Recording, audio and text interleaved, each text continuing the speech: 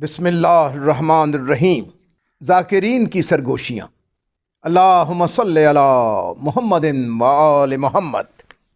میرے معبود، اگر تیرا حکم ماننا واجب نہ ہوتا تو میں تیرا ذکر اپنی زبان پر نہ لاتا، کیونکہ میں تیرا جو ذکر کرتا ہوں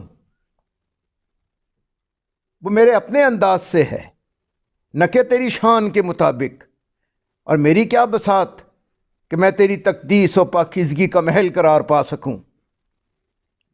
یہ چیز ہم پر تیری عظیم نعمتوں میں سے ہے کہ تیرا ذکر ہماری زبانوں پر جاری ہے، اور ہمیں تجھ سے دعا مانگنے اور تیری پاکیزگی اور لطافت بیان کرنے کی اجازت ہے۔ میرے معبود، ہمیں اپنے ذکر کی توفیق دے کہ ہم نہاں اور عیاں، رات اور دن، ظاہر و باطن اور خوشی اور غمی میں تیرا ذکر کیا کرے۔ ہمیں اپنے پوشیدہ ذکر سے مانوس فرما، ہمیں پاکیزہ عمل اور پسندیدہ کوشش میں لگا، اور پورے میزان سے ہمیں جزا دے۔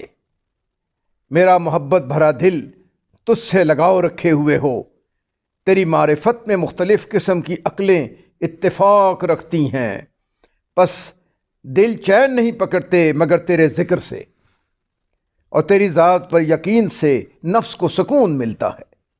تو ہی ہے جس کی تسبیح ہر جگہ ہوتی ہے، اور جو ہر زمانے میں معبود ہے، اور ہر وقت ہر جگہ موجود ہے، اور ہر زبان سے پکارا جاتا ہے۔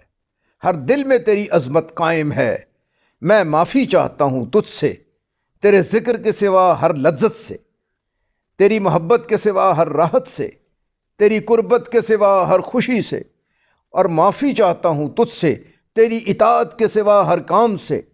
میرے معبود، تو نے ہی کہا ہے اور تیرا قول حق ہے کہ اے ایمان لانے والو، اللہ کا بہت زیادہ ذکر کرو اور صبح و شام اس کی پاکیزگی بیان کرو۔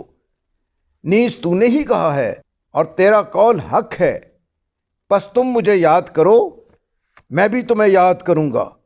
تو نے ہمیں اپنی یاد کا حکم دیا ہے اور ہم سے وعدہ کیا ہے اس پر کہ تو بھی ہمیں یاد کرے گا۔ یہ ہمارے لیے شرف اور احترام اور بڑائی ہے۔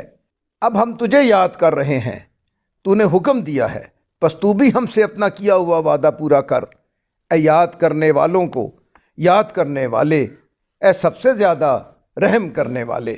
اللہم صلی علی محمد و آل محمد۔